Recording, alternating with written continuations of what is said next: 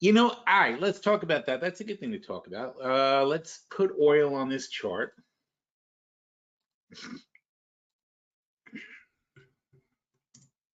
All right. So this is not me being super clever or anything like that, okay? Again, everything I do stems from fundamentals.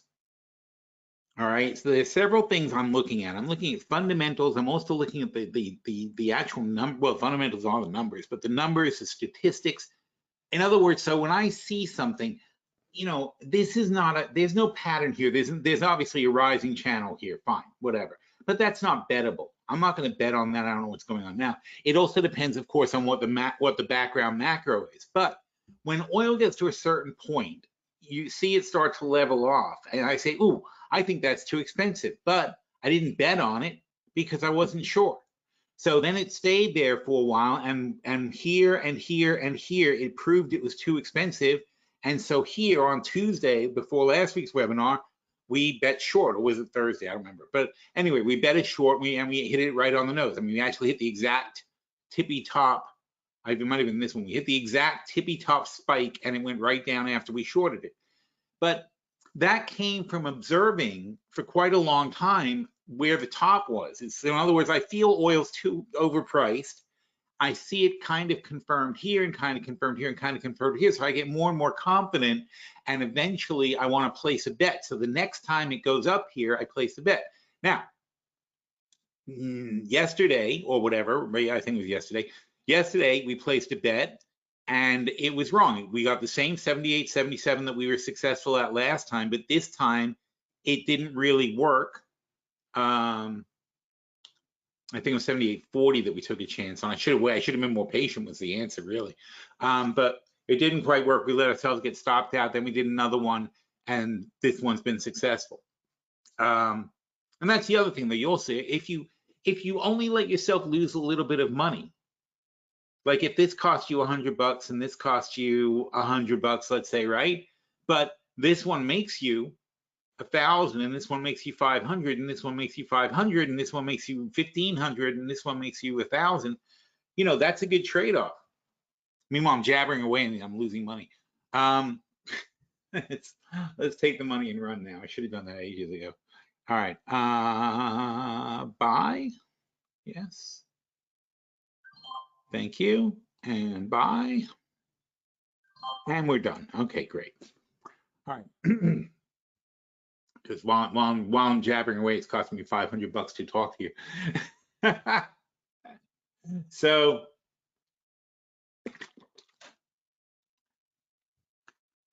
what was I saying? Oh yeah. So the key is finding a barrier, and by the way, you could do it long too. I just don't have any conviction long. I don't believe oil should be higher, so I'm not going to bet it's going to go higher from 76. Will it bounce? Almost certainly it's going to bounce. I can see the channel is very strong at 76. So it's almost certainly going to bounce. But what if it doesn't? Well, then this could happen to you and you lose $5,000. I feel much more confident it's not going to go over 80 and totally burn me than I do that it's not going to go back to 72 and kill me. And I don't want to be long. I feel oil should be lower. I think that's all right. That's the other thing. So when we not now, snooze. All right. So in this case, what happened? The API report was not exciting. There was a note today about OPEC. There's always a note about OPEC, right?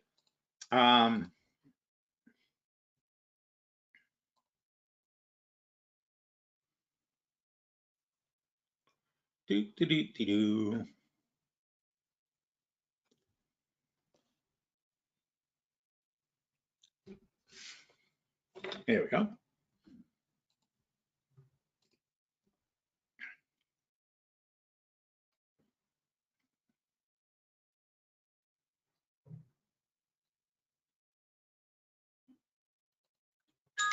Okay, so first of all, API, that came out last night. So API showed an 8 million barrel build in crude, and we know that the headline is what gets all the attention at first on these oil reports. Gasoline was down 3, so call that 5, right? And here's distillates, so call it a build of net 4.5, but that's still a pretty big build. All right, so we had that, we knew that was happening. So oil was at 77.75, and I said, well, based on this API report, I don't see it being sustained. Now, I couldn't find anything really at that time. I couldn't find anything wrong that was anything supporting it other than Biden buying 3 million barrels for the SPR, but that's nothing because you always have to put things in proportion, right? We buy 140, we import 140 million. Not import, I'm sorry, that's not the right word. We produce 140 million barrels, 20 million barrels a day, 140 million barrels a week of petroleum products. So 3 million barrels plus or minus is not going to really push the needle on that. So that's not the thing that we're looking for to have a big effect. It's the headline grab makes an effect, but that's what we bet against. We let the idiots do what they want, but we have to be smarter than that. All right, so then we've got this one, this was the killer, or that sent oil higher. And it was last night at 6 p.m. Oil settled higher as Reuters reported OPEC and will consider, it's not even actually happening, it's a rumor that they will extend the cuts that they already have, so no net effect, into Q2. It's already freaking March. So this is barely news. Okay, they've already done the cut. And by the way, if they're extending the cuts, then clearly there's no demand. They keep floating the story about increasing demand for oil, right? But if they're extending their cuts, where's the demand? OPEC is completely full of crap. You have to be aware of that when you read these stories. And these reporters have no idea what they're talking about. I used to be one of the guys, when I was in New York, I would be one of the experts on oil that they would call on for all these things. And I would be constantly having to explain to reporters, and reporters whose beat was oil. And I would have to explain to them how the whole frickin' thing worked. I mean, they don't know anything. They're just people they're just kids who graduated college and went into reporting, and at some point someone assigned them energy. And now they're in energy, but they don't have the curiosity to actually learn their craft.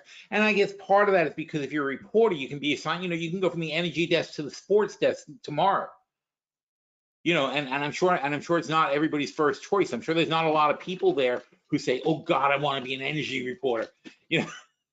It's not really glamorous.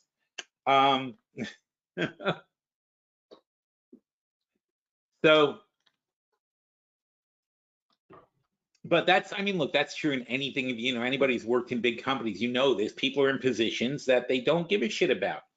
And it's true in the reporting profession is gone straight to hell in a handbasket. It's not a prideful profession anymore. It's something people are just doing until their paper gets closed down or their whatever gets closed down. The reporters are not professionals for the most part. They're young people who are just doing their job and getting paid for it and looking for something better to do and hoping that somebody else picks them up. But you know what? What are you writing for? The magazine business is dead. Book publishing is dead. AI is killing. All publishing is being destroyed by AI. All knowledge is being destroyed by AI in the long run.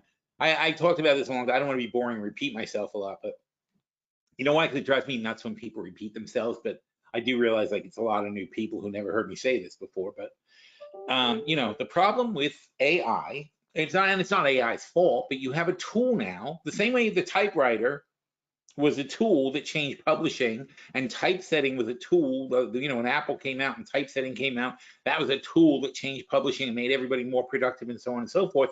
And then there was this explosion of magazines and papers and specialty things because any idiot could publish. In fact, I was an editor of the College Humor magazine, and we published it on my Apple IIc, and it made it really easy comparatively to run the magazine. Just 2 years before, when I got there, they still had the equipment for publishing the magazine that was mostly manual crap. It was horrifying. I would never have done it.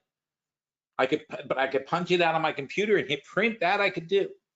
And then we got the what do they call that? Electrostat or something? The thing where it was like a hand crank and you turn it and it makes copies and it spits out like it wasn't a copy machine. It was a oh, I don't remember what it was. It said something to do with like it was a roll of paper and you would just spin the roll of paper and it would take a master copy and keep putting it off, whatever.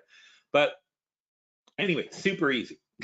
It was because you couldn't print it on the printer. I know most people are younger are thinking now, like, why wouldn't you just print 100 copies on the printer? Because it would take 85 hours to print 100 copies. It'd be time for the next newsletter. It was, I mean, the dot matrix printers, and you couldn't read them anyway. It was like terrible type. But anyhow, so getting back to this century, isn't that terrible? That was last century. That was the later part of the 20th century. That was what I was doing. Oh my God, I'm worse than my grandfather. I'm like my great grandfather. So where was I? I forgot. Oil, magazines, printing, types, AI, right? Yes, okay. So here's the thing, AI now, it's a tool. But it's a tool, unfortunately, that makes publishing so easy, and it's going to get worse and worse, that any idiot can crank out a book. Any idiot can write an article, blah, blah, blah. And so the internet is getting flooded with really mediocre crap. Not good. I didn't say they write a good book, but do you know how many good books have been written? All right, here. In fact, I'll show you as a good example. Top 500 books of all time, okay? So here you go, top 500 novels. And we are showing all. Oh, go away, reject all cookies. Die. Here we go, okay. All right. Swimsuit by James Patterson. Well, I know who James Patterson is. Oh, Kurt Vonnegut, Cat's Cradle, Herman Wouk. Heart of the Matter, Harriet the Spy. This is one of the greatest books ever written, according to, random list, but whatever. A Prayer for Owen Meany. Well, actually, John Irving's a genius, so. God of Small Things, also fantastic. I read that. Oh, this is not bad. I'm not making a good point, but my point was Stranger in a Strange Land, one of the best books ever written. That was not my point. My point was that you're really scraping the bottom when you're talking about 500 books in the history of humanity. Okay, so just keep that in mind, though. This is in the entire 2,000-year history of the written word. Don Quixote, Alice in Wonderland, Huckleberry Finn, Tom Sawyer. What an interesting list. Wuthering Heights, Jane Eyre, Moby Dick, Scarlet Letter, Gulliver's Travels. These are, okay, fine, some of the greatest books ever written. All right, depends on your taste. The Hobbit, Frankenstein, whatever. But you get down to the last few hundred, all right, and The Rise of Silius Lapham is not probably one of your top books. The Choice of Virginian, whatever. Maze Runner wasn't a good movie or a good book. But anyway, so here's the problem. This is in 2,000 years of human history. We've only got 500. Let's make a stretch and say there's 1,000 good books. Let's say every year one good book gets written, one actual good book that people are going to want to read 20 years later, that it's not some flash in the pan thing.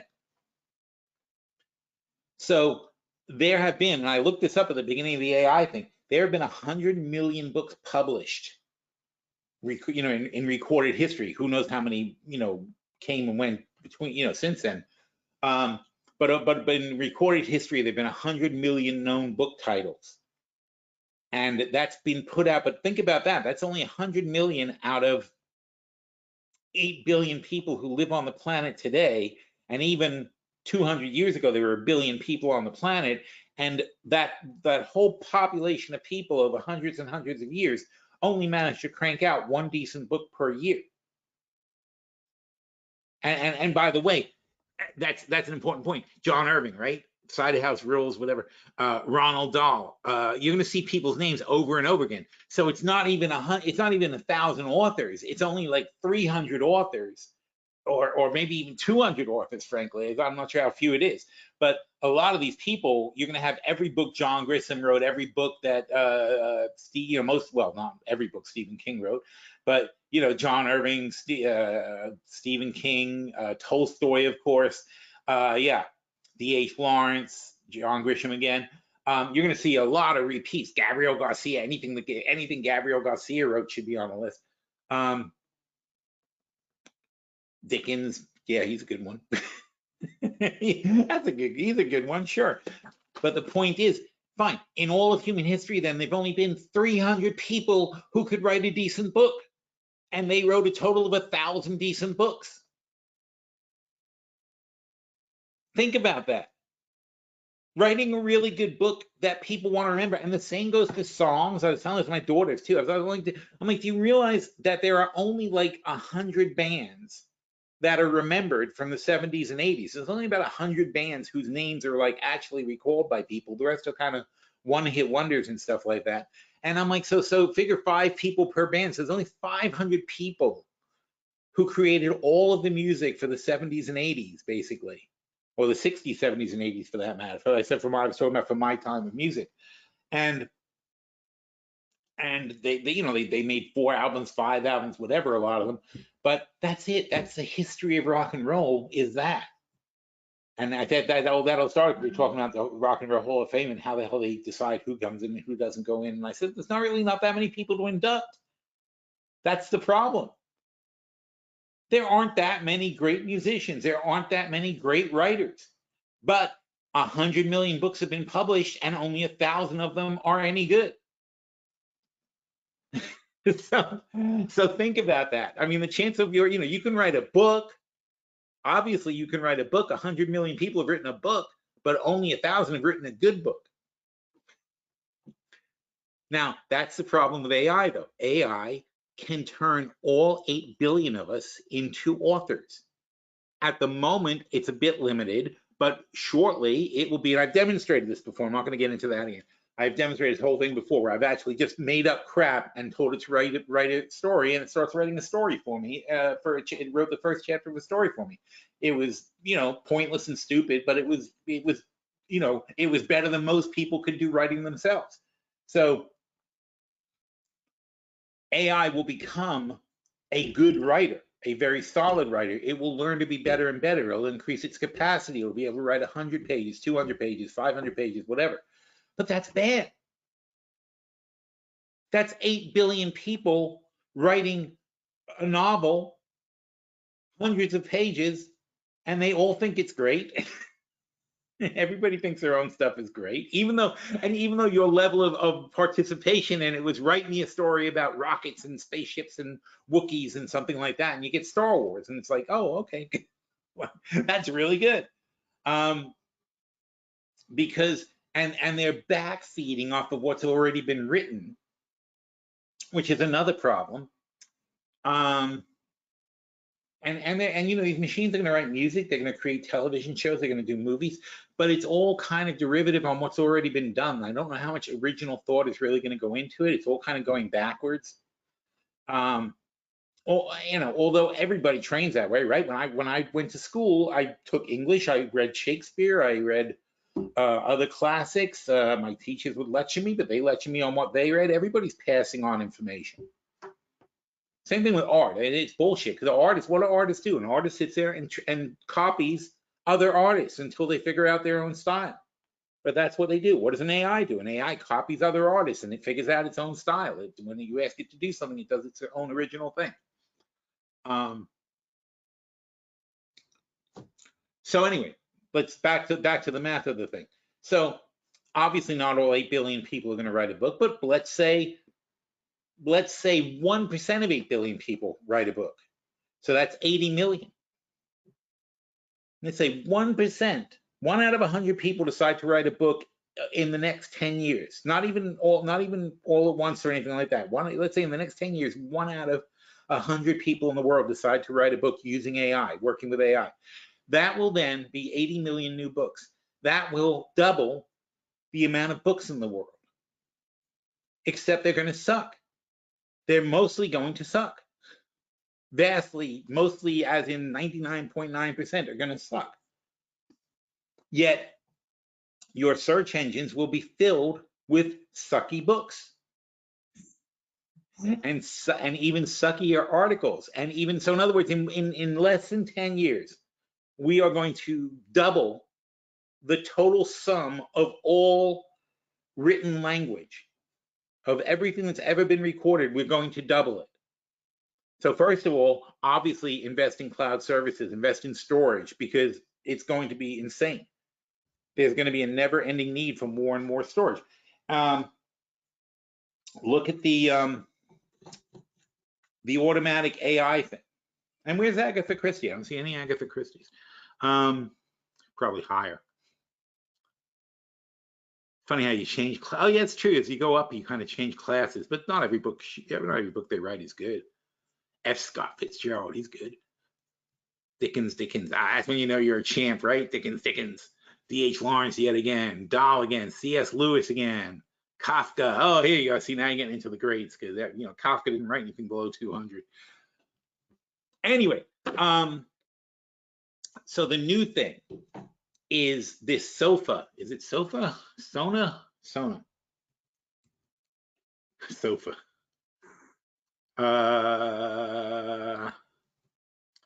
Sona. Where Sona? Sona Research. Sona Next Generation Workforce. Maybe I got the wrong thing. Sona. Oh, Sora? OpenAI. Sora. Okay, so yes. So now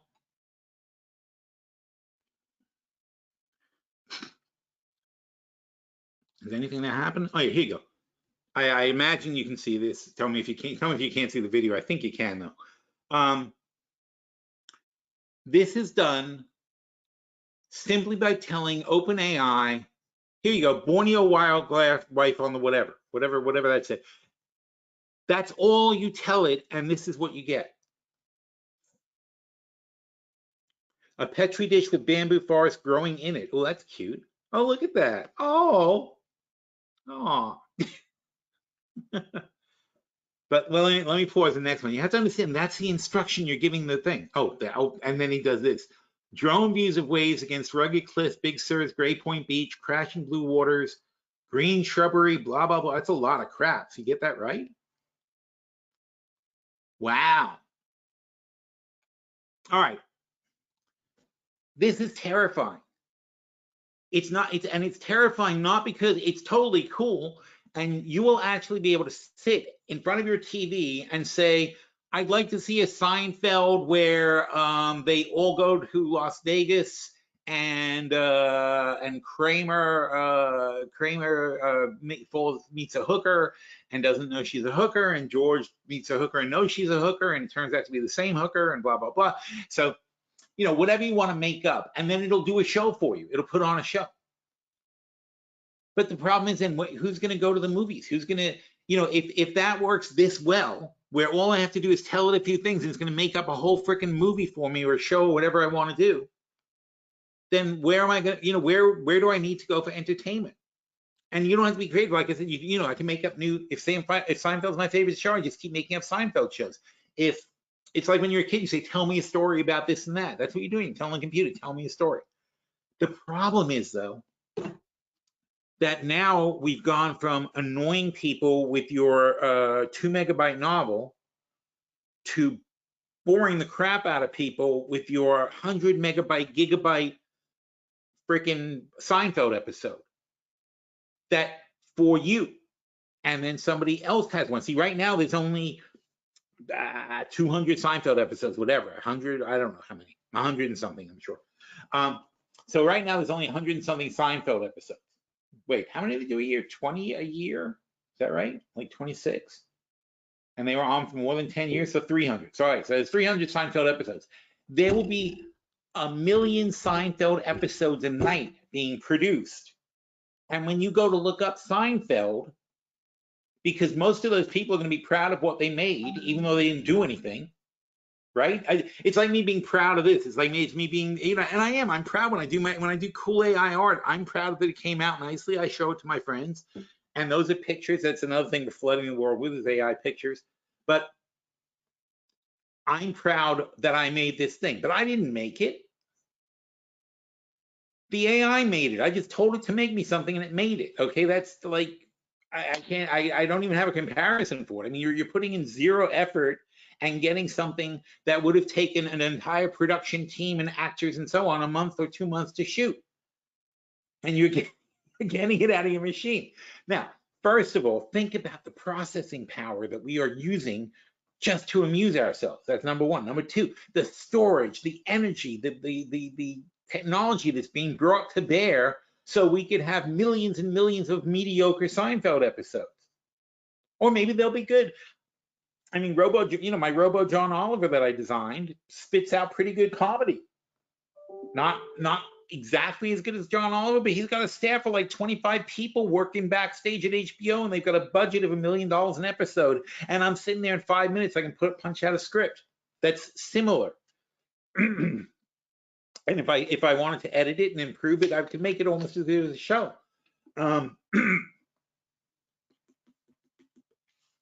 But that's not even the problem, though. The problem is this intense information overload, the storage that's required, the energy that is required, and not only that, though, the junk you will have to wade through in order to get to anything that's actually good.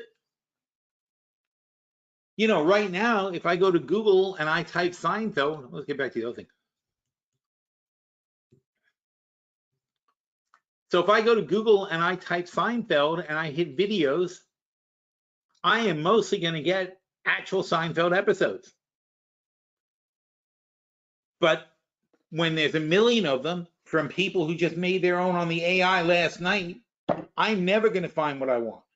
Not unless I can nail it exactly and get it right. Or I say original Seinfeld, this, that.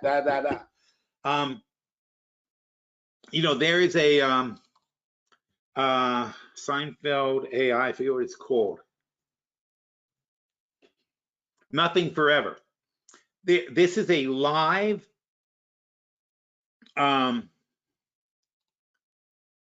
this is live AI characters doing a sort of a Seinfeld. Hey, Yvonne, did you hear about that new restaurant around the corner? It's horrible, but people are fascinated by it. They are just having their own conversation. There's no script, there's no nothing. They just built the characters and let them interact with each other. And this is what they do. They do well basically with Seinfeld. They sit around talking about whatever. But it looks so expensive. So she's the Elaine. With the owner, you know, trade them some of our jokes for a free meal. Notice this kitchen is pretty much like it's supposed to be. Think, Larry? I mean, it's either that or we mooch off our friends again. That's a great idea. They're not very good at like figuring out how to sit properly. But this is only, you know, this is version 1.0. And it's been running for 2 years now. This thing has been running for 2 years of continuous Seinfeld, just continuous. They're making their own show. You put in characters, you tell them to go. The gaming companies are all working on this too. They're working on gaming characters that so you could siege a castle and find a princess, and you can decide that, okay, me and the princess are going to go have a picnic, and you go have a picnic with the princess. It's just your own little adventure with your own AI princess, and she's going to do your own thing. And meanwhile, somebody else could have, decided to rape the princess, and he's in his version of the game, he's raping the princess while you're having a picnic with her, and whatever. Everybody gets to make their own adventure and do their own thing. It's interesting.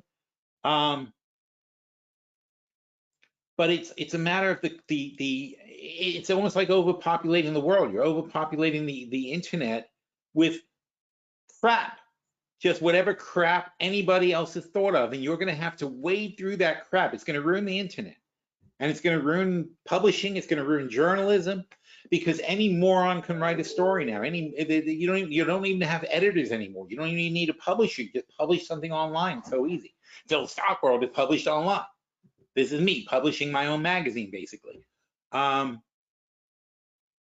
You know, I did it the hard way. I did it before all this stuff was around, but these days it's too easy to do. So is it an opportunity? Oh, absolutely, it's an opportunity. You're talking about doubling the entire creation of content of the world will double in less than 10 years. So storage, transmission, things like that are going to be huge. There's also going to be the you know, like YouTube, there will be a cream rising to the top kind of thing, and who knows who's going to be the greatest television writer of our time. It's going to be some kid in his basement who just has a good sense of humor and is capable of manipulating the AI probably to do cool things. But let's get back to this. This is what you do with a couple of words. Movie trailer, 30-year-old man wearing a red wool knitted motorcycle helmet. Knitted, let's remember that, knitted motorcycle helmet, blue sky, desert, cinematic style. Okay, so basically 30-year-old spaceman with a red wool knitted motorcycle helmet. Let's see how that got interpreted. Oh, how is he? Oh, he's good. He's got a space suit on. I get it.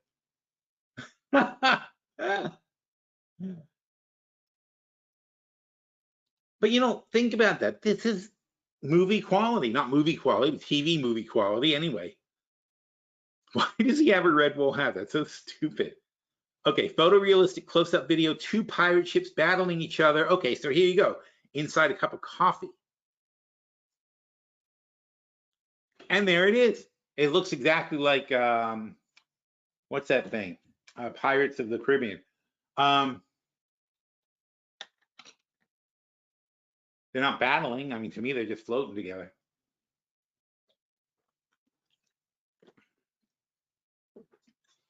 But, you know, guys, this is insane. But think about the processing time that's involved and how much, you know, the size of this content compared to regular stuff. We are just going to explode all bounds of storage. I don't even know how they think this is going to work.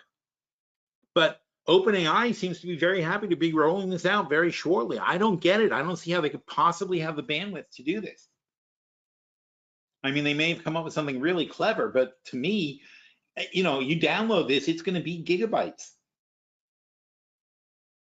You know, people will fill up their computers with this nonsense really fast. So, okay, so who's it good for? It's going to be good for the drive companies like Seagate and Western Digital are 2 drive companies. The cloud storage guys who are already, Amazon is going to get a big bonus from this. Microsoft's got a big bonus with their Azure cloud storage.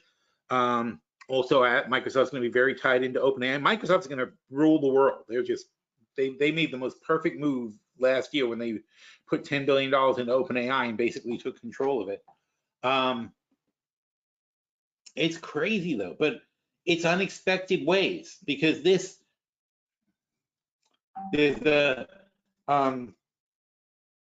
play called Avenue Q, and one of the songs in Avenue Q is "The Internet is for Porn," and that's, you know, this is going back 20 years ago kind of thing. But the point is that all new technology, and this goes for publishing. When, you know, when publishing got easier, what came out? All kinds of porno magazines, and then remember there were racks of porno mags. Even in 7-Eleven, it was like embarrassing if you went with your kids. It was like all these pornographic magazines were, you know, behind the counter, but they were like, you know, why should they be in the, you know, where my kids are? You know, you kind of relate to the Republicans sometimes. I'm like, this should not be where my kids are. I really don't want to be going to 7-Eleven and seeing this crap.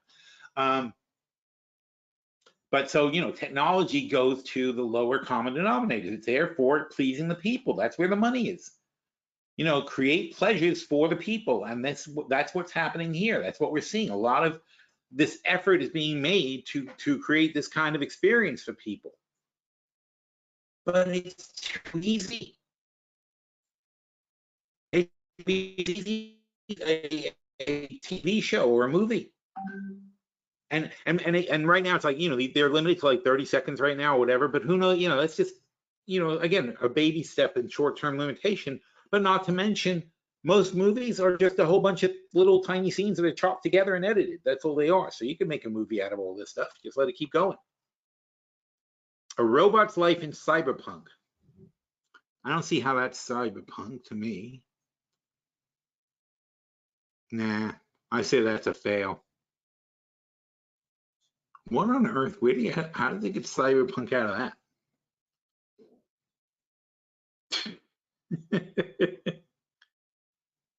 Oh my God. But it's funny though, you think about it, like, I'm like, wow, that's a lot of words. But meanwhile, it's nothing. That's the entire effort this person put into creating the video that follows.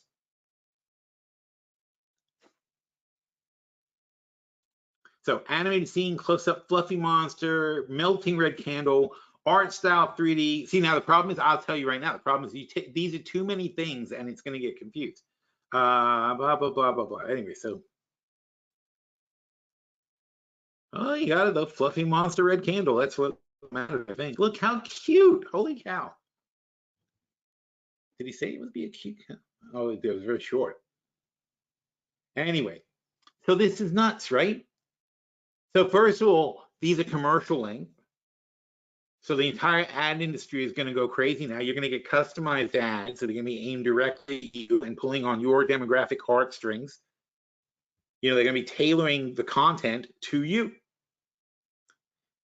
And how are they going to do that? Well, you've got a smart TV. It's already reporting back to Google and whoever, Google and Amazon and everybody else is getting reports on what it is you like and what you like to watch and what you like to do.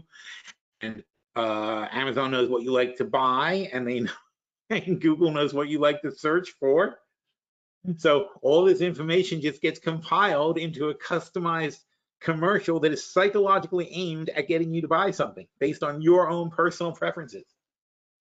You don't have to see Bob's commercial anymore. You're going to see your own commercials, and they're going to be specifically for stuff, and it's going to be interesting. It's going to be interesting how manipulated people are. But that also goes for political advertising. That goes for causes, for propositions in California.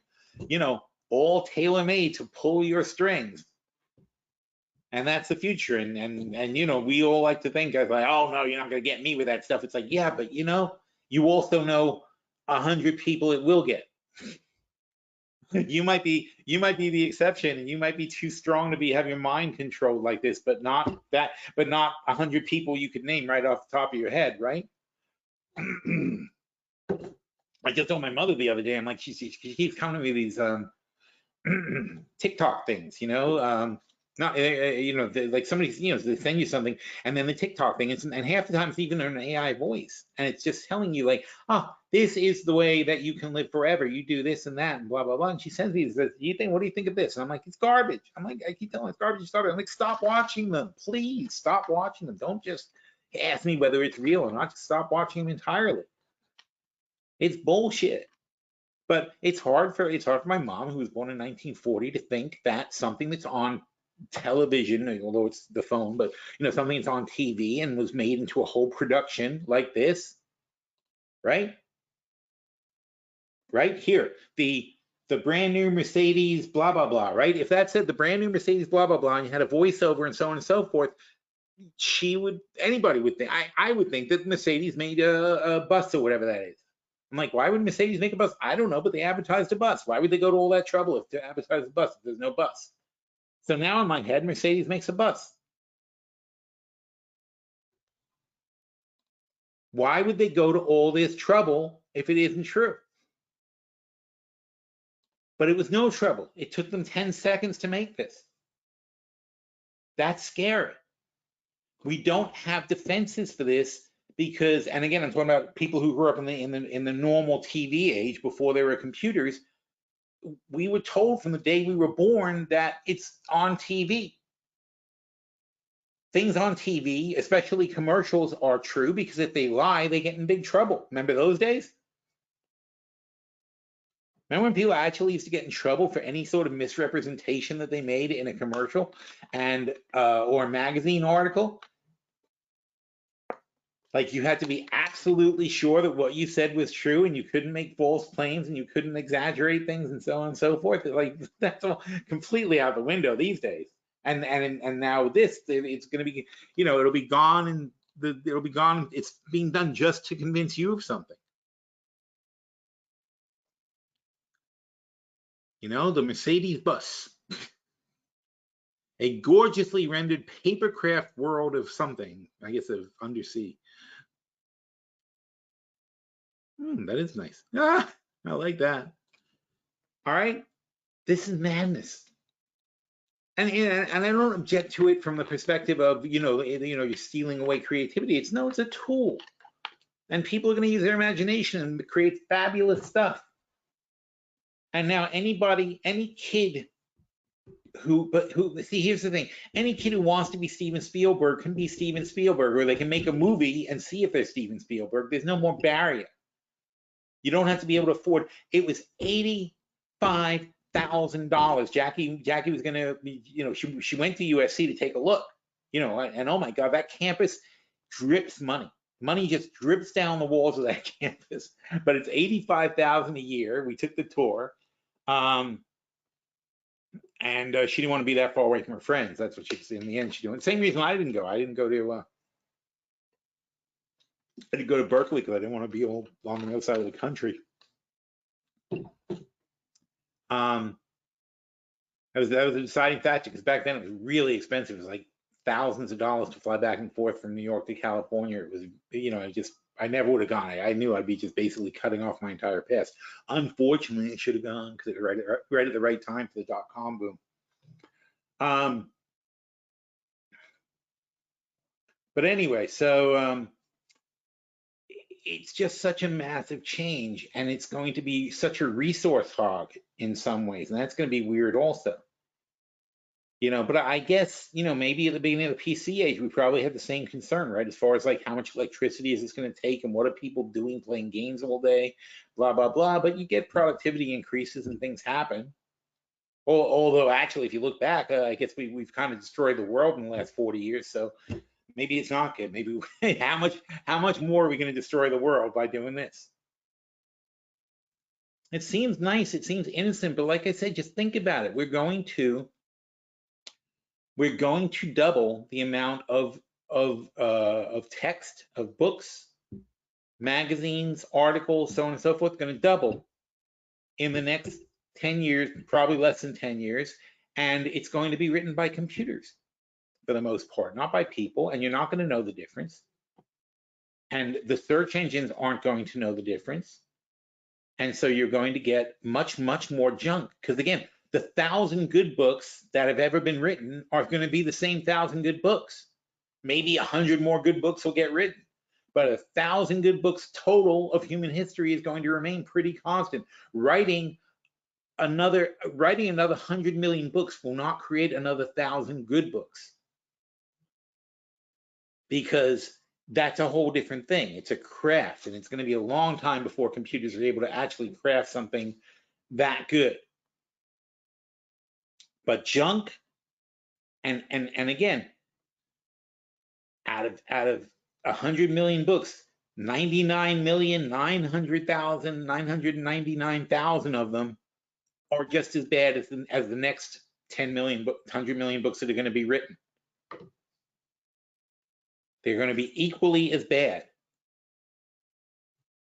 but there'll still be only the 1,000 good ones. So now you have to wade through 19,999,000 bad books to get to the 1,000 good books. And then 10 years after that, it'll be 39 million, blah, blah, blah, to get to the 1,000 good books. And eventually, how are you going to find a good book?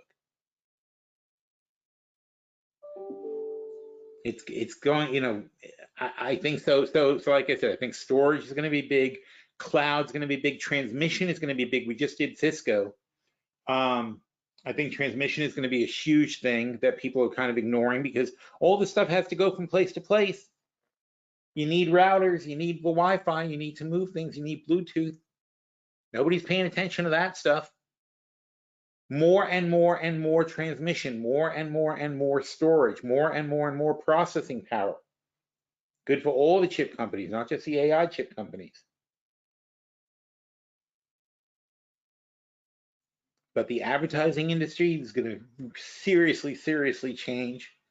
Rankings. I think ranking companies are going to be more and more important, and Google is essentially a ranking company, right? They to quite an extent, they're coming up with the top things you probably want when you ask for something.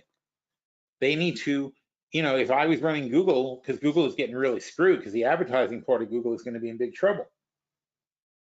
But for rankings, if I was Google, I'd be applying a huge amount of talent and AI power and whatever you have to the ability to rank and show you stuff that's relevant. Because that's the hard part. To some extent, that's what AI does. But AI doesn't actually know for sure what's relevant and what's true. That's the problem I see. I see it with Bing already, or CoPilot they call it now. But I see it with CoPilot already, and with Warren OpenAI, with his browsing capabilities, he gets an article and he goes by whether it's a reputable source or not. But what happens when your reputable sources start junking up? And that's another thing, by the way, I think is going to be in demand, is a reputable source. I think having a source that takes their publishing license very seriously and treats it like a sacred trust to only deliver good, solid, factual, readable. Doesn't matter if it's written by a human or a bot, but it's got to be factual. It's got to be correct. It's got to be accurate. It's got to be well spoken. It has to have a voice. You know, all the things you're supposed to look for in publishing. But the problem is the editors are getting lazy too. And I can tell you that from experience. We work with Seeking Alpha all the time with the editors. I work with Forbes with the editors. The editors are running things through the AI. They're not reading it themselves anymore. They're not taking the time to do it. They're saying, you know, summarize this for me so I can then decide whether it's good or not without actually reading it. I got into a whole thing with a Forbes editor last week because I wrote this really good article. I'll tell you what article I wrote. You tell me. Where are we?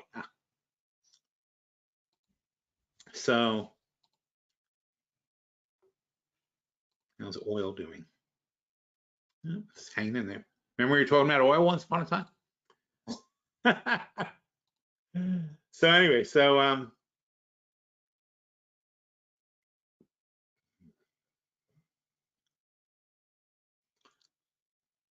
yeah, last week I wrote this.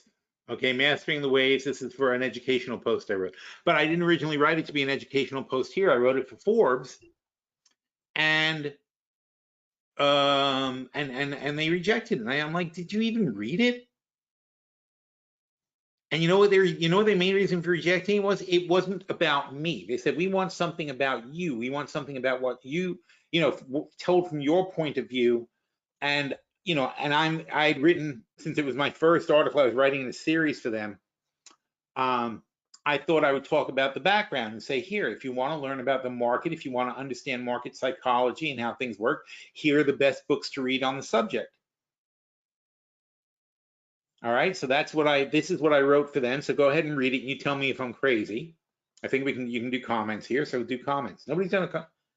No, nope. The only comment is Warren. So the only person who read this is Warren. But these are basic investing strategies. I wanted people to have a background and say, these are good books to read, blah, blah, blah. And here's where my thinking comes from. Here's what I consider important market psychology books and stuff. And they said it wasn't, they said they want it personalized to me, not to be about other people's ability, you know, other people's really good advice. They wanted my really good advice. I'm like, I said, my really good advice is based on their really good advice. I'm telling you, this is how I started. This is what I had to read. This is what I learned and what I think about when I'm doing investing and when I'm valuing companies and when I'm looking at fundamentals. So I thought it was really interesting. So they rejected that. So and I was like, oh yeah. And she said, do you want to rewrite it like that? And I said, no, I'm going to publish it on my site. I said, I'll give you something else. And you know, not because I'm a prima donna. This was exactly the article I wanted to write. And so I said, no, I'd rather put this in our own education section than have something I think is half-assed put in Forbes just to meet their bullshit criteria.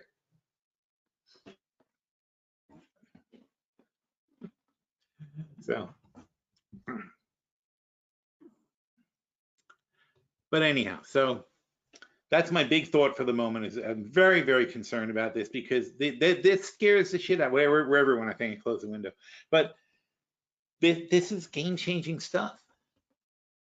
I can say 10 words to an AI and get a 30-second video that's high quality. And that's crazy. By the way, have you guys seen, have I showed you how CoPilot works? Okay. See, CoPilot is flexible. So you don't have to, and ChatGPT is becoming that way. And they're redoing, it always pisses me off when they redo it. They're completely redoing the back end of ChatGPT on the 19th. So in 2 weeks, 3 weeks, ChatGPT is going to change very drastically. They're not going to have plugins anymore. They're going to have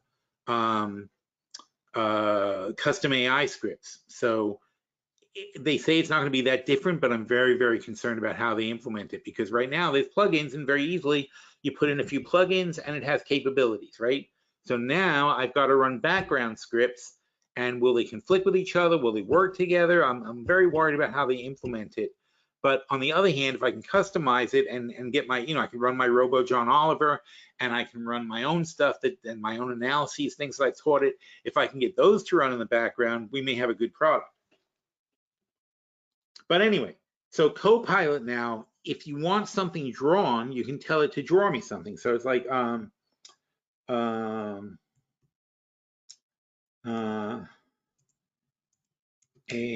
drawing of a dragon with a machine gun.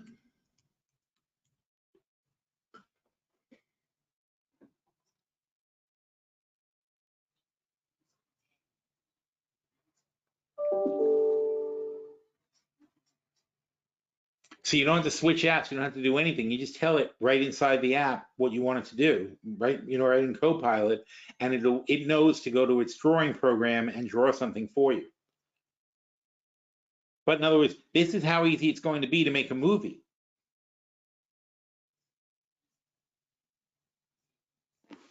All right, so there you go.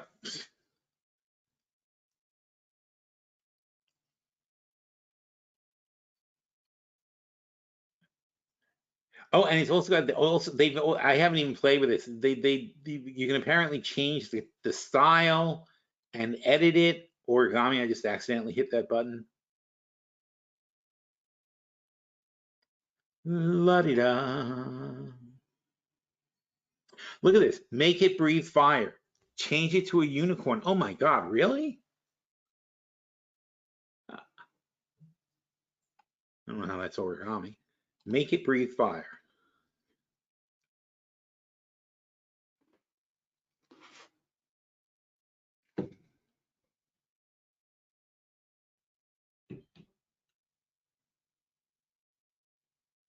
And this is powered by DALL-E 3. DALL-E 4 is much better, but they haven't integrated that yet.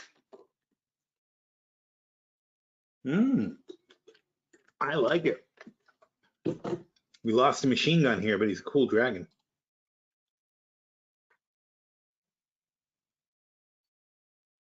He's got a U.S. flag. Add some more weapons to your dragon, change it to a different animal with a machine gun, make the background look apocalyptic city. Wow. He's very proud of himself, isn't he? Look at all this. He's like, look at all the stuff I could do. Is that a guy? He's got a pilot? So what is this? All right, what if I click on that? What does it do?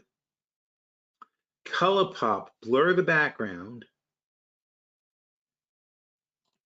Can I click on both of them? Yeah. Okay.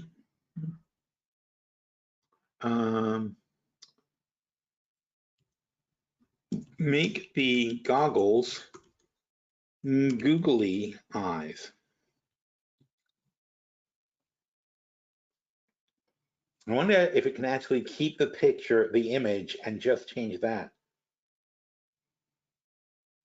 If it doesn't, I'll be super impressed. No, that's not what I said. A dragon with a machine gun and fire breath and googly eyes. I just wanted the same picture. Now, see, it gets... That's pretty good, though. I accidentally created something I love.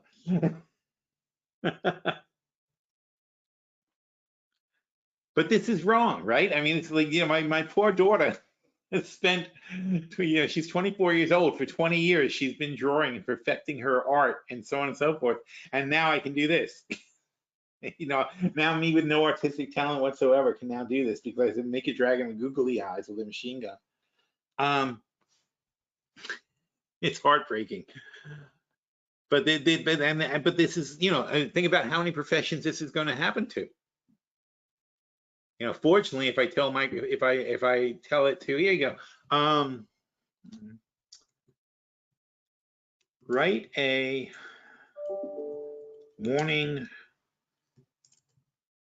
report for PhilStockWorld about Apple's Apple quitting on their electric car and how that will affect the company.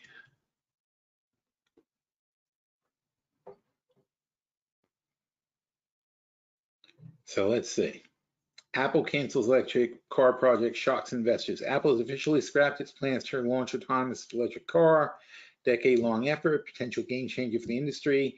According to Bloomberg, Apple executives Williams and Lynch announced the decision to, citing concerns over profitability, feasibility. The company will instead focus on generative AI projects, such as creating realistic images, sounds, and text. What? The news sent Apple shares tumbling by 7%. It did not. Oh, man.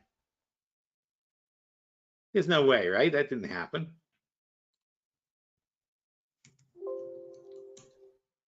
No, not at all. I'm like, what? This is the problem with CoPilot. It's like horrible about making stuff up. It just completely just inserts thing, wiping out $140 billion, wiping out $140 billion from its market value. Wow. Analysts and investors expressed disappointment and confusion over Apple's change of thing. Apple has always been known for its innovation and disruption, but this move shows lack of confidence. And this is not the same take I had at all, right? Said Daniel Ives, an analyst. I bet he didn't say that. The electric car market is booming, and Apple is a golden opportunity to leverage the brand design, blah, blah, blah. Ives added Apple's car project dubbed Titan, that's correct, had been one of the main drivers of the stock price. No, it has not. As investors anticipate a new revenue stream and competitive edge, he's estimated Apple had invested more than $10 billion into the project. Who knows? That's not much for them though. And had hired thousands of engineers and designers. They hired 2,000 engineers and designers. Apple's car project had been plagued by delays, leadership changes. You don't know if anything's true or not true. Apple had reportedly had talks with automakers. Apple has faced regulatory hurdles, safety issues, development of autonomous vehicles. Apple's decision, it's quite a long article. Apple's decision to cancel its car project comes at a time when the market's growing rapidly, which it isn't, stagnating. According to the Allied Research, global vehicle market expected to reach, and again, just random numbers. We have no idea whether any of this stuff is true. Tesla has seen its share price soar by more than 600% in the past year. What?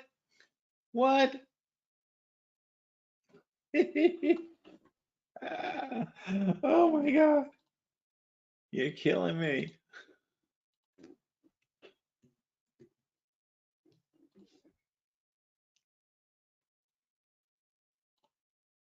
There you go. So what is the statement? Tesla has seen its share price soar by 600% in the past year, reaching $800 billion. Tesla, $636 billion, absolutely has not soared in the past year or in the year before that, or it hasn't soared since, I guess technically here it soared from 123 to 300, but that ain't 600% anyway. And it's just complete misinformation. It's horrifying, huh?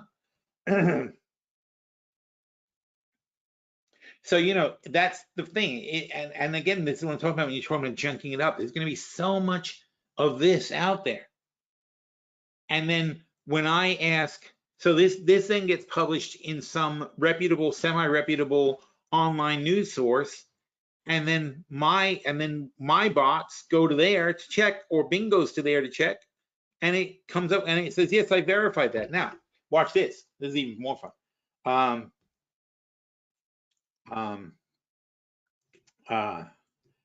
Tesla's market cap is 636 billion, and they've had a terrible year, not up 600%.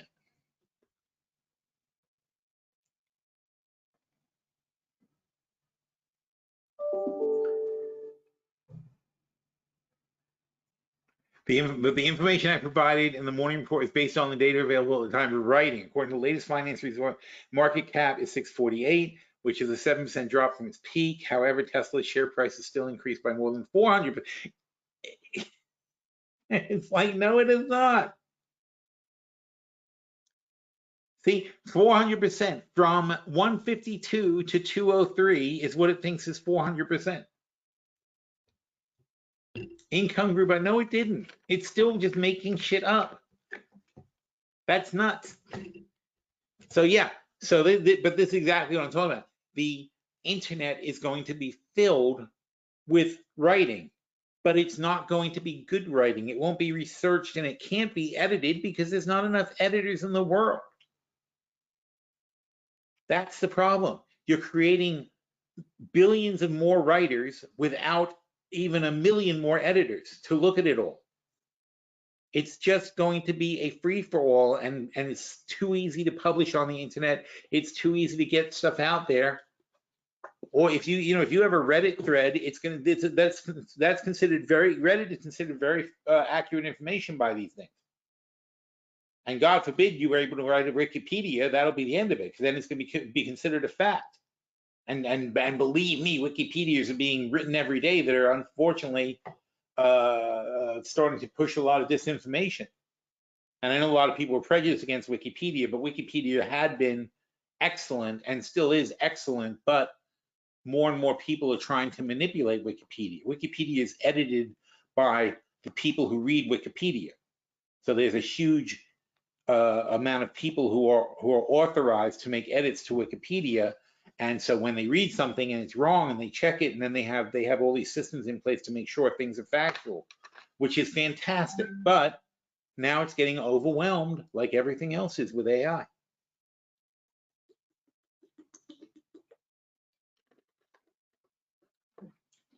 Bitcoin's up 4,000 bucks today. Speaking of insanity. So what else is going on in the world? Maddie asked me, if you've been listening to these webinars for a long time, I just kind of talk about whatever is on my mind at the time. If something seems important or worth discussing. 61,400 for Bitcoin. But I don't usually have a topic in mind. I don't even know what I'm going to say until I start talking. Usually I want to say something about what I wrote today, because that I did put some thought into it. Then I go off on tangents, as you may have noticed. I can go off on tangents. So she's always asking me for a topic, and today I was like, I don't have any idea. Interestingly, though, reading the news today, and this week, in fact, there isn't that much going on. So that was interesting, actually. If you go to Bloomberg, I noticed that this morning because I was reading for the news. McConnell is stepping down. He doesn't have to step down. He's just going to step aside, and he'll get one of those. He'll get one of those lockups, and it'll be like a statue from now on. He can just bronze him over. So what's going on? So Trump. Bitcoin, we know. Trump again.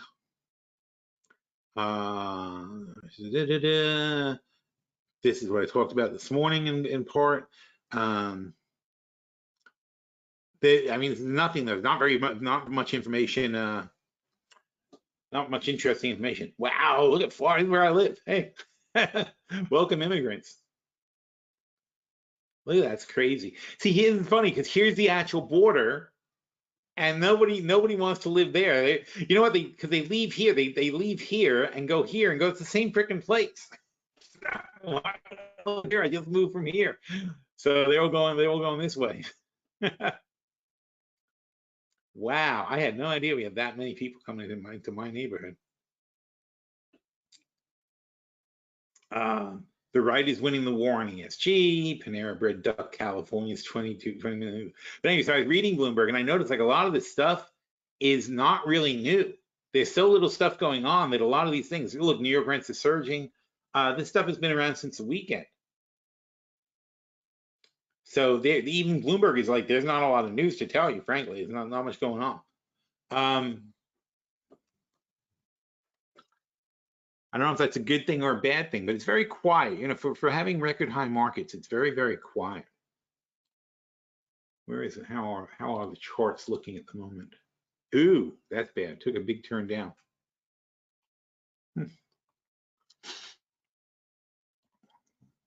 Anyway, so this morning, there were three things I talked about. We talked about Apple already with the cars. Yeah, to me, the car thing with Apple is no big deal. It's like they've been trying to develop an electric car. It did. I think I said this when they started. I said, why do they want to get into the car business? Because when and it's a lot later now, it's 40 years later, but when I was first in computers, when I got out of college, one thing about Apple that I knew was Apple would not make any product that didn't have a 35% net, profit margin for them. If there was a product that they had and it wasn't, and they weren't able to make 35% on it, they would cut it and move on. They would just dump it. They're like, if we can't make 35% selling it, why bother selling it? That was pretty much the attitude Apple had. And they've always had that attitude. And so a car, which I've said for, ever since Tesla started, you don't make 35% selling cars. You're lucky to make more than 5% selling cars.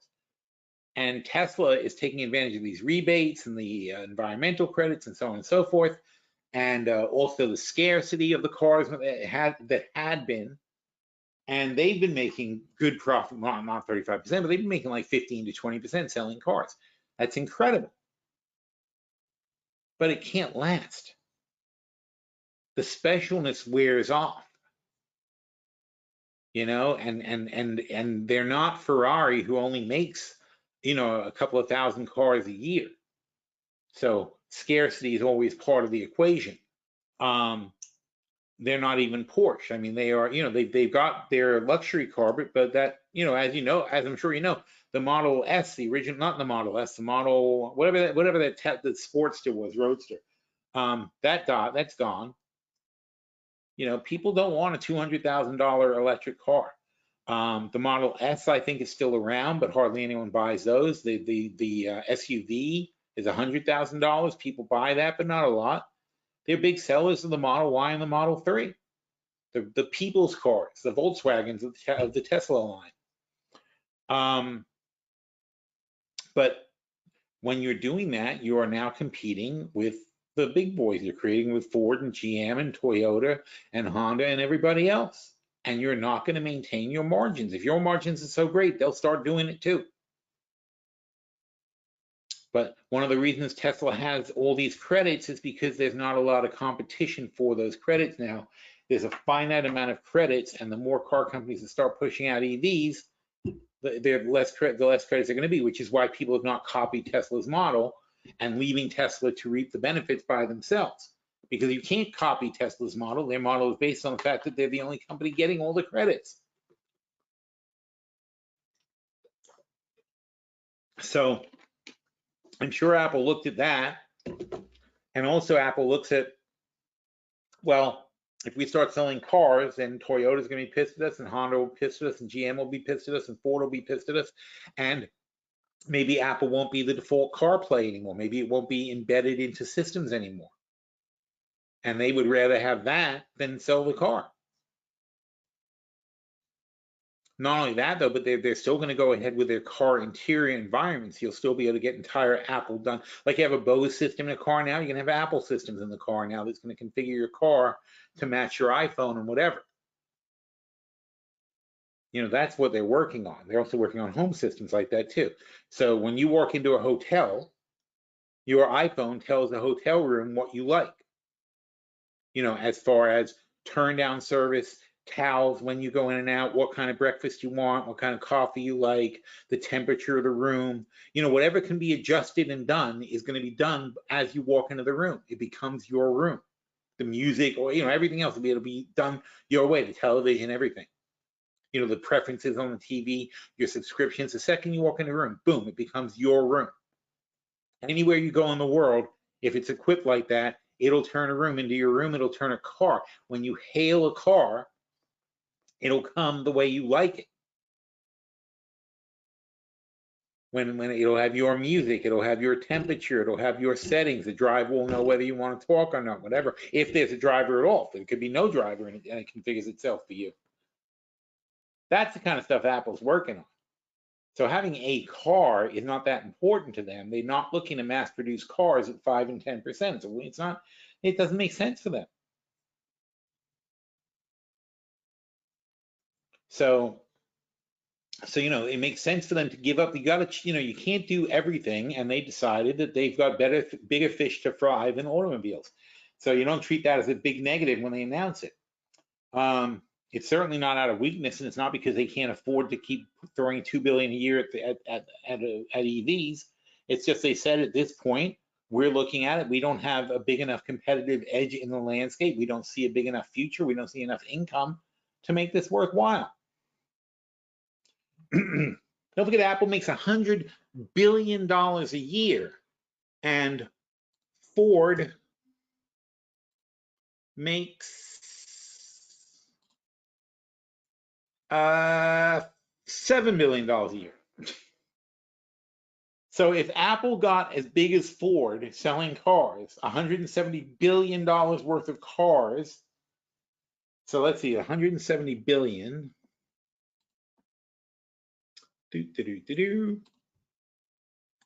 So 170, 123, 123, still need 3 more. 170 billion divided by, let's say, what, 40,000 a car is average? Yeah, it's 4.5 million cars. So even if Apple sold 4.5 million cars from zero, which is, and Tesla, I imagine, is 2 million right now, right? So even if they went double Tesla's total sales in a short amount of time, and a short amount of time would be 10 years in the car business, they would still only be making $7 billion a year. That's not, you know, why are they going to do that? They got so many, there's so many easier ways for Apple to make $7 billion. And that's the other thing, is Apple employees. In fact, when we were doing stocks of the year 2 years ago, one of our criteria was what company makes the most money per employee, and Apple is the winner there. Apple makes $1 million per employee. Each employee drops $1 million to the bottom line at Apple. There are 2,000 people in the EV division. Are they making $2 billion? No. So Apple's like, we could literally put these people, I'm sorry, 2,000 people, they should have been making $2 billion in net profit. So Apple's like, are they going to make their $2 billion next year, the year after that, the year after that? No, not on an EV. It's not going to happen. So basically, Apple's got to say, let's take these 2,000 people and put them in other places in the company where they can start making us $2 billion. Why are we wasting our time? So that's what that was about.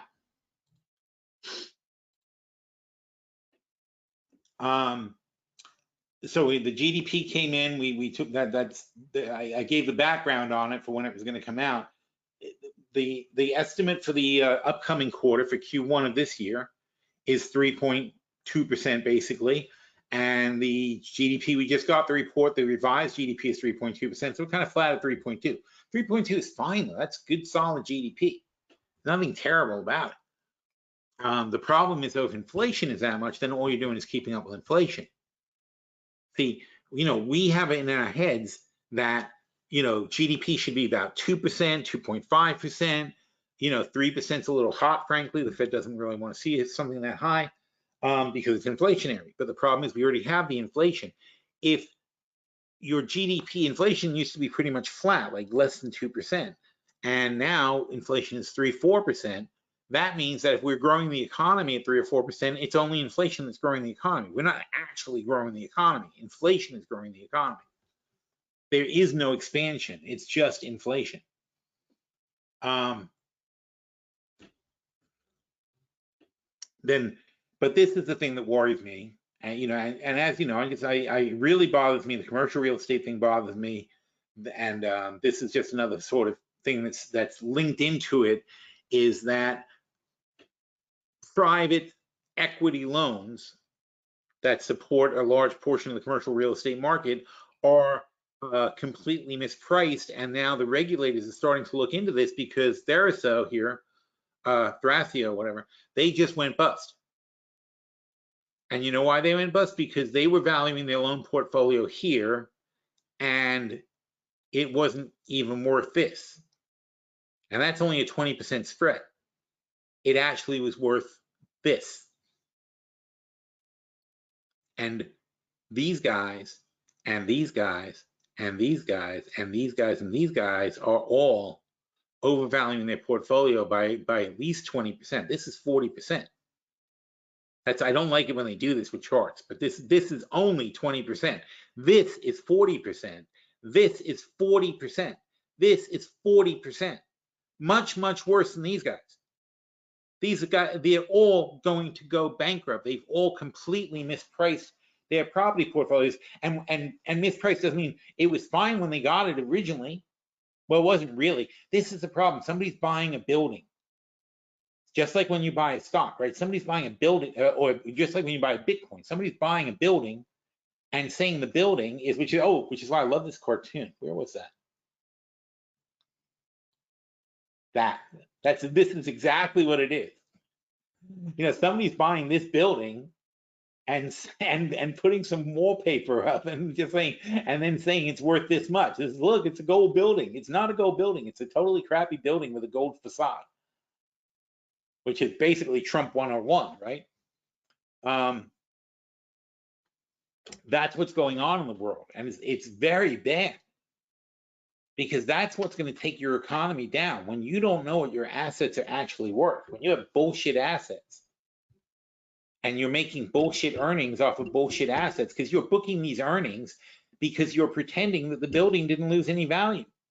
So you're saying, oh, look, it's all profit, all these rents are profit. And it's like, no, they're not profit, because your building's worth 40% less than it was. So you've lost money. But you're pretending you're not losing money. Instead of losing money because you refuse to mark it down, you are claiming a profit where there was no profit. You are misleading the investors. You are misleading everybody. You are misdirecting funds. You are misallocating capital. This is not a small thing. These are crimes against the economy when people do stuff like this. This is what Trump is being indicted for in New York. You're not just hurting yourself when you do this. When you claim your property is worth X, other properties are judged against your property. And when you lie about it, you're causing mispricing and misallocation of capital everywhere.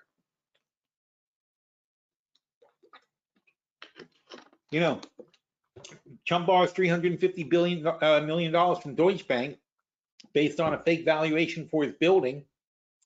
And that $350 million could have gone to do projects that were actually worth doing. His project was just a scam. So other projects didn't get done. Other people couldn't get things built because the money that was going to be allocated, the money for New York City real estate from Deutsche Bank, was allocated to Trump instead of people who deserved it. These are not victimless crimes. And this is a disaster. These are massive companies that are losing billions of dollars. And that's what caused the 2008 crisis, was marking things to market, not marking things to market, marking to fantasy instead of marking things to market. Mark to market, that's what this is. The black is the public mark. That's mark to market. This is just what's on their books. They're like, well, we bought it for this much, therefore it's worth this much. No, that's not true. You need, and I just wrote about this in Europe, in Germany, this is happening right now too. Why? In Germany, they have effectively the same kind of standards we have in the US, which are poor standards for valuing buildings. And that leads to problems because it's fine when everything's going up, nobody notices this stuff, but when things turn, all of a sudden it all comes under scrutiny at the same time, and the lenders stop lending, the liquidity dries up, these things hit the market and can't be sustained at prices, and people start losing their accounts, losing their bonds, and companies go bankrupt. And again, misallocation of capital. People gave these people money because they said their buildings were worth this, and it turns out they're worth that. And then the whole company, it's not a little thing because the company fails to function and goes bankrupt. And these people lose all their money because buildings were 20% overvalued. This is dangerous stuff. And nothing is being done about it, and we're ignoring it. And then this is what's happening in China as well. China's got the same problem. And it's a global problem because everybody is mispricing commercial real estate. Everybody has it overvalued. Everybody's not marking it down like it should be. Macy's the other day announced that they're closing 150 stores out of 520 stores. So basically 1/3 of their stores are closing. 1/3. So, we all know 3 Macy's in our area. One of them is closing. In some places, massive closings, depends where it is. I know there's a mall near me called Boynton Beach Mall, and they've got a Macy's. It's the only real store left in the mall. Everything else is shut down. Half that mall is empty. Half the stores in the mall are empty, and you're walking in this desolate, apocalyptic scene, and yet there's at the end of this long corridor where there's no freaking businesses there, but there's, everything's closed except the Macy's at the end is still there, bright as ever. It's funny, but I'm sure that's got to go. I can't see why they would. There's nobody there ever. It's wrong, it's a dead mall. So, they've just been sitting there. So, Macy's is being realistic, and then their stock went up because they said, hey, we're closing 1/3 of our stores. We don't need them. They're keeping the luxuries at Bloomingdale's, which is part of Macy's. They're actually opening more Bloomingdale's, but oh no, see, went back down again. They went up yesterday and now they're down today.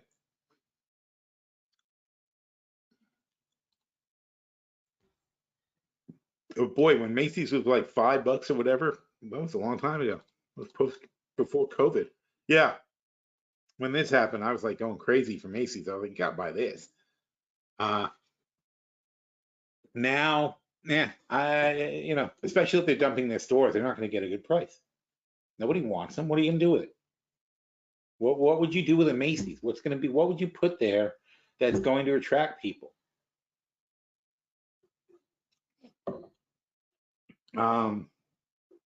It is scary how few people are at these retail stores anymore. And my kids, they don't go to a mall for anything. It says if you want something, if they want something, my girls, they're in their 20s. They're just like bip bip bip, boom, done. It'll be here tomorrow. Wouldn't even occur to them to go to the store and do it. They used to go to the mall with Jersey kids. Of course, they went to the mall when they were young, but that's completely gone. Everything gets bought online. They don't even want to go shopping. It's so weird. I mean, considering that, like, my peer group is all about the shopping, going to the malls and things like that. Big demographic changes. But anyway, so these guys are carrying things like Macy's and saying it's worth this, but it's not worth anything. Macy's doesn't think it's worth anything. Or they own the mall properties, or they got the leases on the mall properties and the restaurants and the things like that. You know, restaurants are doing well because people, you know, it's so expensive to shop that you may as well go out. That's what's really happening. It's so expensive to just like have a meal at home and to go to the grocery store that you may as well eat out. It almost doesn't make a difference. You know, eating out is expensive too, but it's the difference between eating out and eating home, I think, is shrunk. I think that's what the key to it is.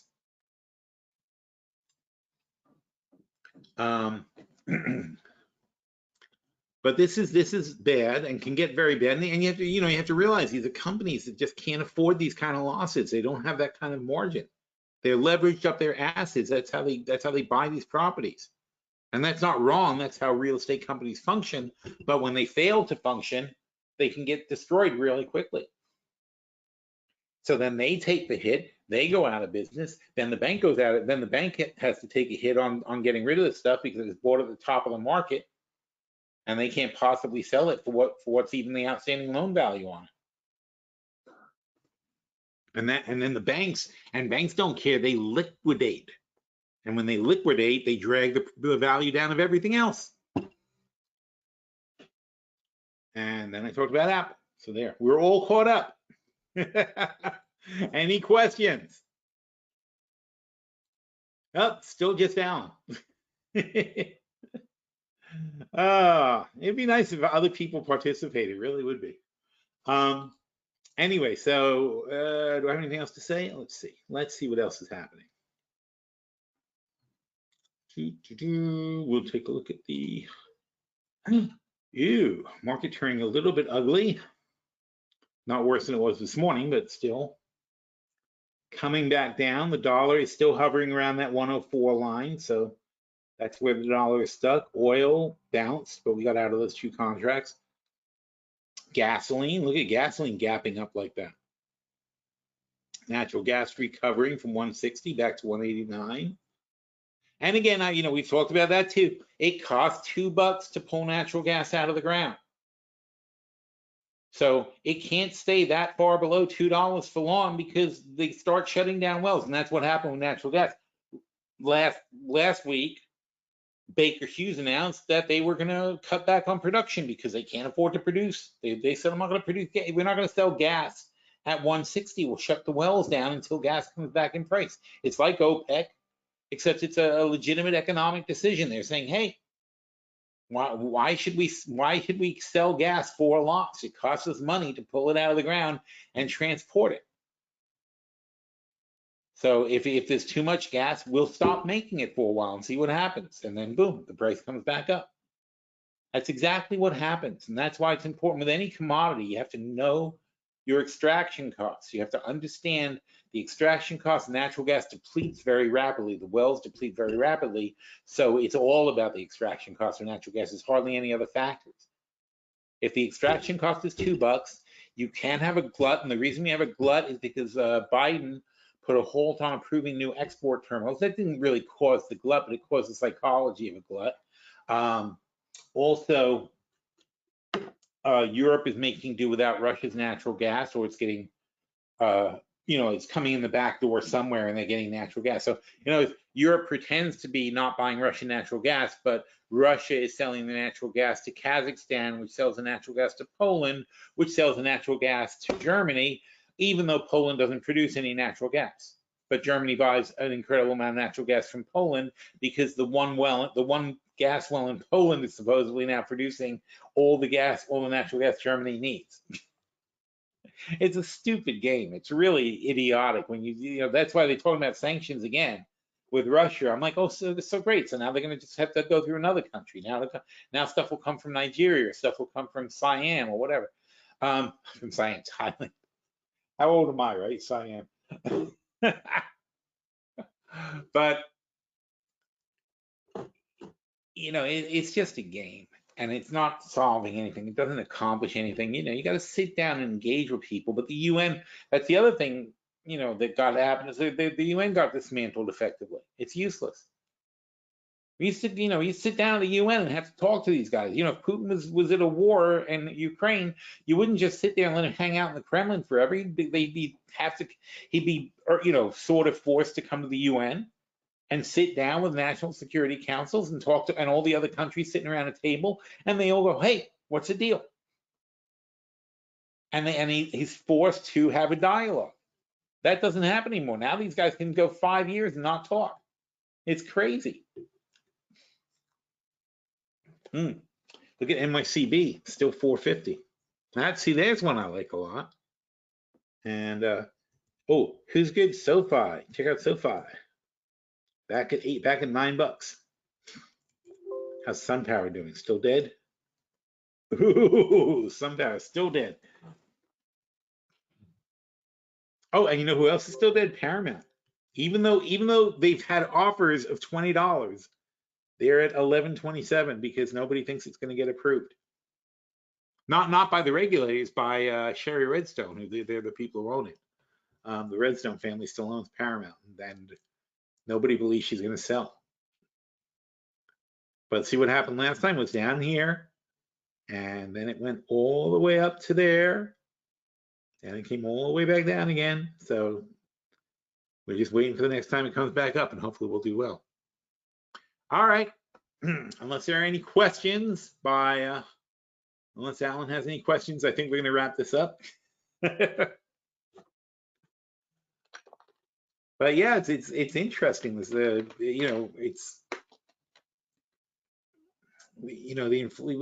inflation data is going to be very important. The stuff that comes up now, because what the Fed's going to do. The GDP just showed that the deflator was higher. There's more inflation than there was last time. The economy's slower. That's not good. The Fed can't let that drag out and let they can't let inflation keep creeping up and the economy keep slowing down. So in other words, they've applied enough pressure now where they're slowing down the economy. But what they're not doing is slowing down inflation, and they have to kill inflation in order to allow the economy to speed back up. And so so for our own good, they're going to have to put the leashes on and possibly raise rates again, because inflation is not under control. That's the bottom line. And how can it be under control when wages are increasing at a very high rate, like 5-6% a year, which is, frankly, not that high, but it seems high compared to what's been happening for the last 20 years. But wages going up at a decent pace. We're not at the point yet where the robots are taking over. They will take a couple of years. So for now, you need human beings to expand the economy. So we have an economy that's growing at a decent pace. We have a very big shortage of workers, mostly because we keep kicking the immigrants out. So without immigrants, we don't have immigrants, we don't have population growth. Then where are you going to find workers? And the answer has been recently seniors. We're pushing seniors back into the workforce. Why? Because they can't afford to live anymore. Inflation is blowing their budgets, and seniors are coming back to work. But you run out of seniors pretty quickly. Look at Joe Biden, can't keep a job. By the way, I saw Joe Biden was on Seth Meyers last night, and he doesn't look like a guy who's got 4 years left. He's really slow, and Republican theories aside, I'm pretty sure they do dope him up. I mean, I'm sure they do that with Reagan. I'm sure they do it with a lot of these old presidents. Just like right now, I'm drinking green tea. It's matcha green tea. It's got caffeine in it. Keeps me alert and awake for 2 hours while I jabber away, right? Whatever they have to do to get Joe Biden out to make a speech, they do it. But I live in Florida, and I know 80 and 90-year-old people who are on top of things, but they're not the majority, they're the exception, and Joe is not the exception. Joe is a typical 80-year-old guy who's slowed down considerably. And there was no evidence to the contrary. He was on Seth Meyers for 20 minutes last night, but he's slow. Everything he does is in slow motion. His brain works. He's talking, he's making jokes, he understands, but it's slow. And you guys know, slow old people. They put a lot of thought into what they're going to say. They think a lot, and they move slowly. They take because they're cautious. And that's what he is. He's slow and cautious and whatever. And I think that's fine for an advisor to the president, but I don't think the actual president, it's good to have somebody like that. Not that Trump is better. Trump's completely batshit crazy. I don't want him either. But these are our choices. It's very dangerous. But I can't imagine it's a good talking point from Trump, and I don't know what's going to happen in these debates, because I can't watch Joe Biden and imagine him. And again, this has got to be the drugged up version of Joe Biden. This is the best Joe Biden you're going to get, is when they put him out on stage and do something. And I'm worried that Joe Biden at a debate that goes on for an hour and a half, 2 hours, whatever length the debate is going to be, is going to have a lot of trouble keeping up with Trump. Trump is a good talker. He has not slowed down. It doesn't make any sense. He says crazy stuff, but he's constantly going. He seems energetic compared to Biden. So that's very scary. I mean, if you get a chance, it's funny because they're very controlled with what they, when they bring Biden out, which they used to do with Reagan too. They only brought him out for very short amounts of time, kept everything brief, didn't have him answering questions because he was pretty damn senile towards the end. Biden's way older than Reagan. And again, not everybody ages the same way, and Biden is slow. And that's not necessarily what you want to see in a president. He's a slow old man. So we'll see what happens. But that's going to be also a huge effect. We're underestimating that also. It's only 6 months from now. Or whatever it is, 8 months from now. So in 8 months, we are going to either have a new president or have 4 more years of Biden, but that's totally different economy. The things those two guys want to do are nothing alike. So that's going to be also a consideration we have to think about in our investing and what the markets are going to do and so on and so forth. But it's going to be, there's a lot of stuff to watch and a lot of moving balls, so you can't be complacent. That's the key. And we'll see what happens. All right. So thank you, everybody, for coming. We will have more things to discuss next week. Alan has the last question. Seriously, not one other person who wants to comment. Do you look for a correction on the Magnificent 7 in the NASDAQ? I have a bear put spread on RSP. I'm not sure this is the best hedge where the indexes are. I think we have to have a hedge, because if the market goes, they're expensive. I went through this a couple of weeks ago. I did the whole Magnificent 7. We talked about them. They're expensive. They have high multiples, but they're also great stocks. So, Apple at 30 times earnings is a little steep, okay? And then Nvidia is 60 times earnings. It's a little steep, but there's great growth. And in a pinch, if I'm stuck holding Apple after they drop 30%, I don't mind waiting 10 years. They'll get it back.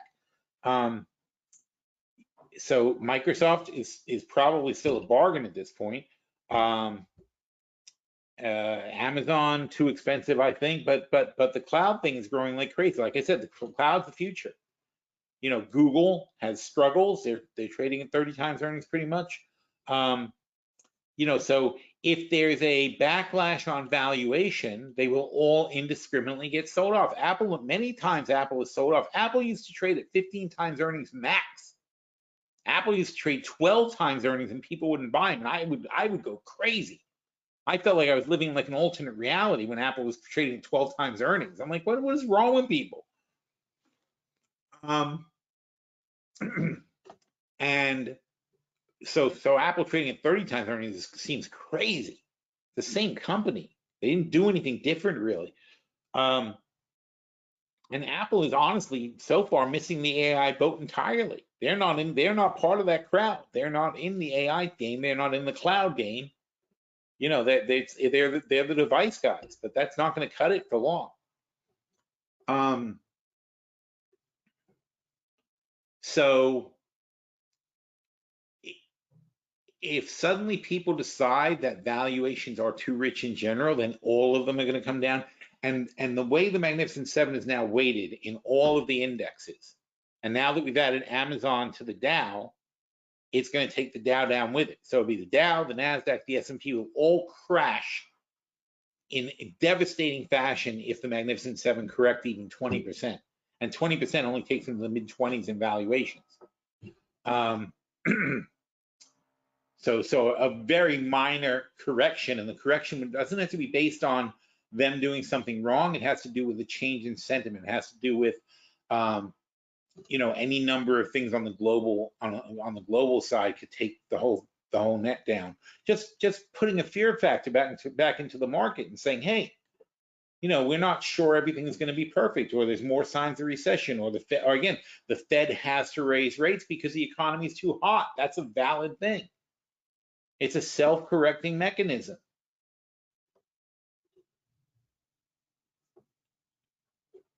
So, you know, if you have a spread, the spread, as long as you can lose the entire spread, and the only reason you're going to lose the spread is because you're making money on your longs, just make sure it's enough to cover, and it should be over covering by at least double what you're going to lose on the shorts.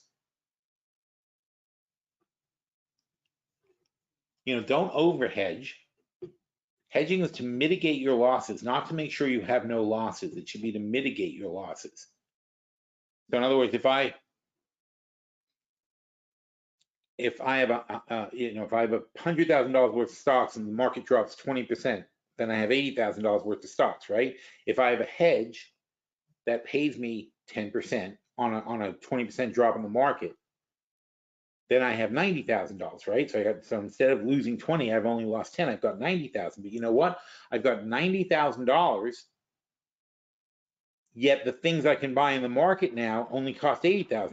In other words, the same amount of stock I could have bought for $100,000 before the crash is now only costing $80,000. Yet I have $90,000 of cash and stocks, so I can trade and get into a better position. So mitigation is all you're looking for in a hedge. You don't have to have 100% when the market drops, because the things you would want to buy with your 100% only cost 80%. You're still ahead of the game. Now, that of course is assuming that the market eventually turns around. Mitigation is fine as long as we don't stay down for some huge period of time. That really hasn't happened, other than, well, it has happened. It happened after 2001 for several years. The market stayed down till 2004, basically. The market was down and stayed down for years. And of course, the Great Depression, the market was down and stayed down for 10 years. But still, 10 years is not 20 years. It's not your whole life. So mitigation, otherwise you're over hedging, and then you're giving up too much of your gains to the hedge. So you have to be careful about that too. All right. Thank you folks for coming. I appreciate it. And we will do this again next week. All right. Take care, everybody.